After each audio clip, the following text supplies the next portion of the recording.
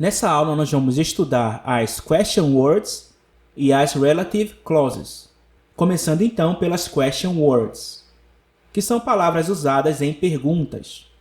São elas: who, que significa quem, é usado para pessoas, por exemplo, na frase Who are you? Quem é você? Where, que significa onde, e é usado para lugares, por exemplo, na pergunta Where do you live? Onde você mora? Why, que significa por quê, e um exemplo de frase usando why seria Why are you here? Por que você está aqui? What, que significa o que ou qual, por exemplo, What is your name? Qual é o seu nome? E o which, que significa o que e qual também. Porém, ele é mais usado quando você tem escolhas limitadas. Por exemplo, Which flavor of ice cream do you want?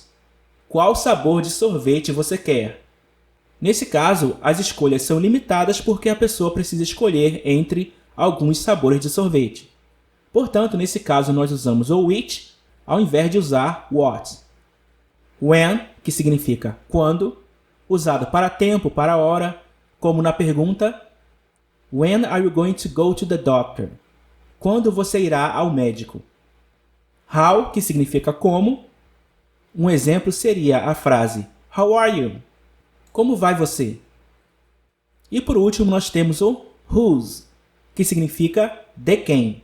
Então ele é usado para perguntar de quem é alguma coisa, como por exemplo na frase Whose car is this? De quem é esse carro? Agora, também é possível usar as question words dentro de frases, formando as chamadas relative clauses, orações relativas. Então, por exemplo, quando estamos falando de uma pessoa, podemos usar o pronome relativo who, que tem a ver com pessoas. Aqui nós temos uma frase como exemplo. He is the boy who ran from the dog. Ele é o garoto que correu do cachorro. Então, o who funciona mais ou menos como esse que está no meio da frase. Agora, se o assunto for um lugar, podemos usar o where, que tem a ver com lugares.